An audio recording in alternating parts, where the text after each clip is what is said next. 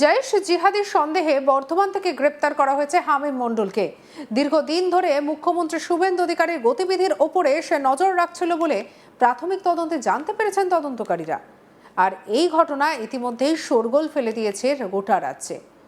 এরই মধ্যে ঘটে গেল জিহাদি হামলা, ফের লাল হলো কাশ্মীরের মাটি। দক্ষিণ কাশ্মীরের কুলগাম জেলায় একটি ইটভাটায় কাজ করার সময় হামলা চালায় জিহাদিরা। ঘটনায় জানে শেষ হয়েছেন একজন শ্রমিক।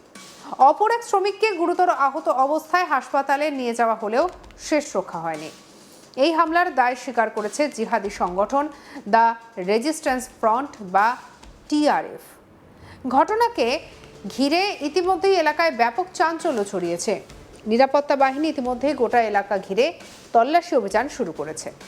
জানা গেছে, শুক্রবার সন্ধ্যায় দক্ষিণ কাশ্মীরের কুলগাম জেলার কিল্লাম এলাকায় একটি ইটভাটায় আচমকাই হামলা চালায় সশস্ত্র জিহাদিরা। সেই সময় সেখানে কাজ করছিলেন কয়েকজন পরিযায়ী শ্রমিক। অভিযোগ, জিহাদিরা পরিকল্পিতভাবে দুই অস্থানীয় শ্রমিককে লক্ষ্য করে গুলি চালায়। হামলার পরে দ্রুত এলাকা ছেড়ে পালিয়ে যায় জিহাদিরা।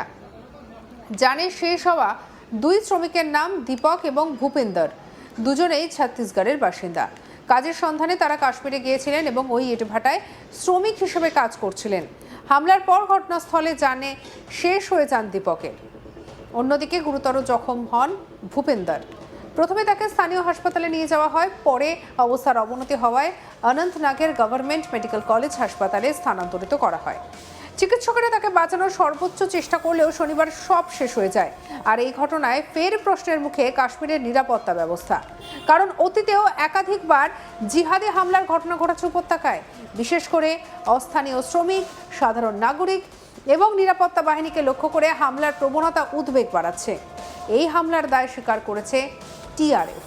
আর এই সংগঠনটিকে জিহাদি সংগঠন লস্কর ই তৈবার একটি ছায়া সংগঠন বা প্রক্সি সংগঠন হিসেবে মনে করা হয়। উল্লেখ্য, এর আগেও একাধিকবার হামলার দায় নিয়েছে টিআরএফ। গত 22শে জুলাই অনন্তনাগের এক পুলিশ আধিকারিককে গুলি করে জানে শেষ করার ঘটনাতে এই সংগঠন দায় স্বীকার করেছিল। এছাড়াও গত বছর 22শে এপ্রিল পেহেলগাঁওয়ে সংগঠিত জিহাদি হামলার ক্ষেত্রেও এই সংগঠনের নাম সামনে আসে। ঘটনার খবর পাওয়ার পর দ্রুত ঘটনাস্থলে পৌঁছয় জম্মু কাশ্মীরের পুলিশ এবং অন্যান্য নিরাপত্তা বাহিনী। গোটা এলাকা ঘিরে ফেলা হয়, শুরু হয় ব্যাপক তল্লাশি অভিযান। হামলাকারীরা কোন দিকে পালিয়েছে সেই সূত্র খুঁজে বের করার চেষ্টা চলছে।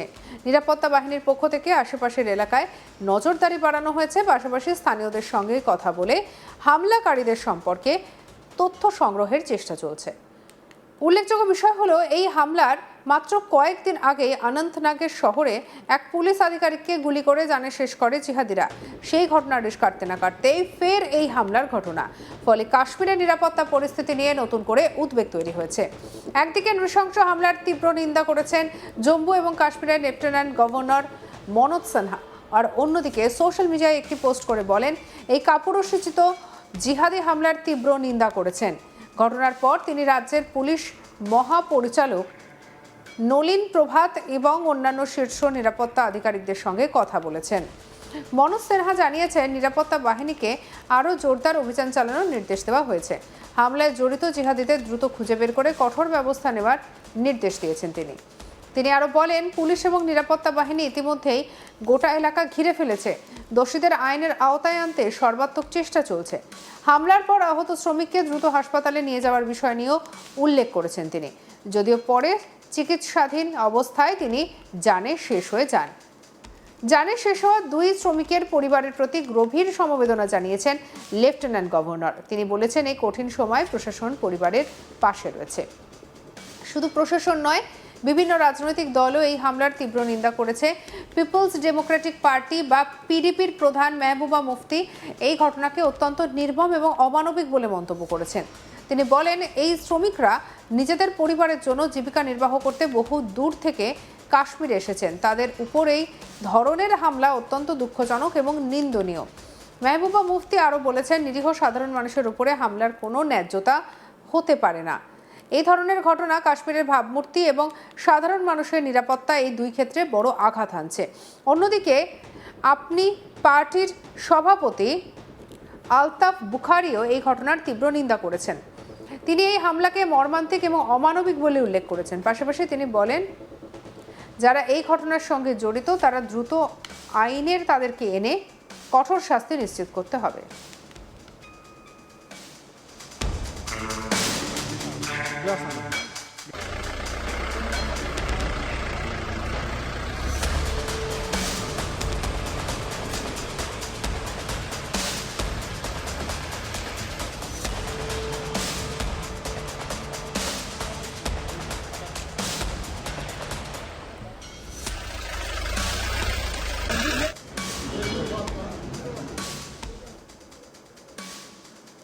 পিপলস কনফারেন্সও এই হামলার নিন্দা করেছে। দলের পক্ষ থেকে বলা হয়েছে, নিরীহ সাধারণ মানুষকে লক্ষ্য করে হামলা অত্যন্ত নিন্দনীয় কাজ। জানে শেষ হওয়া শ্রমিকদের পরিবারের প্রতি সমবেদনাও জানানো হয়েছে এবং এই ধরনের সন্ত্রাসী কর্মকাণ্ডের বিরুদ্ধে কঠোর পদক্ষেপের দাবি জানানো হয়েছে। এই ঘটনাকে কেন্দ্র করে আবারও সামনে এসেছে পরিযায়ী শ্রমিকদের নিরাপত্তার প্রশ্ন। দেশের বিভিন্ন প্রান্ত থেকে বহু মানুষ কাজের সন্ধানে কাশ্মীরে যান। নির্মাণ কাজ, ইট ভাটা, কৃষিকাজ এবং অন্যান্য বিভিন্ন ক্ষেত্রে তারা শ্রমিক হিসেবে কাজ করেন। কিন্তু সাম্প্রতিক সময়ে বারবার অস্থানীয় শ্রমিকদেরকে লক্ষ্য করে হামলার ঘটনা উদ্বেগ বাড়িয়েছে। বিশেষজ্ঞদের মতে এই ধরনের হামলার উদ্দেশ্য শুধু জানে শেষ করা নয়, সাধারণ মানুষের মধ্যে ভয় তৈরি করা এবং উপত্যকার স্বাভাবিক পরিস্থিতিকে অস্থির করে তোলা। তাই নিরাপত্তা বাহিনী এখন শুধু হামলাকারীদের খোঁজেই নয়, ভবিষ্যতে এ ধরনের ঘটনা যাতে আর না ঘটে সেই দিকেও বিশেষ নজর দিচ্ছে।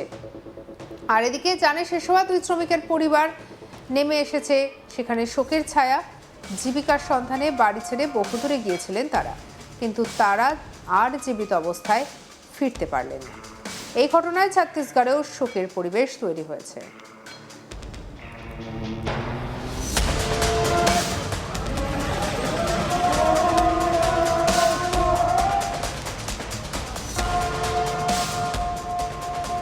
আমাদের কালিক উমেশ আর গুল কি তুলে ধরলেন তার প্রতিবেদনে দেখব। इस वक्त हम दक्षिणी कश्मीर के कुलगाम क्षेत्र के केलम इलाके में मौजूद है, जहां पर आतंकियों ने आज शाम को एक ब्रिक किलन में घुस के 2 नॉन लोकल जो है उनको गोली मारी, जिसके नतीजे में एक जो नॉन लोकल है उसकी जान चली गई और दूसरा नॉन लोकल जो है उसको जीएमसी अनंतनाग रेफर किया गया, जिसके नतीजे में अब खबर ये आ रही है कि उनकी भी जान जो है वो चली गई। जैसे ही आतंकियों ने ये अंजाम दिया ये वारदात, तो सिक्योरिटी फोर्सेज की गाड़ियां मेरे पीछे देख सकते, उसी टाइम जो है यहाँ पर कार्डन सर्च ऑपरेशन स्टार्ट हुआ है। जो आतंकी इसमें मुलव्वस हो सकते हैं उनको ढूंढ निकालने की कोशिश जो है वो लगातार जारी है। आपको मैं बता दूं, कुछ दिन पहले अनंतनाग लाल चौक में भी एक आतंकी हमला हुआ था, जिसके नतीजे में एक पुलिसकर्मी की वो जो है जान चली गई। अब देखना होगा कब तक जो है ये अटैकर्स इनको न्यूट्रलाइज किया जाएगा। সাবস্ক্রাইব করুন আজ তাক বাংলাকে।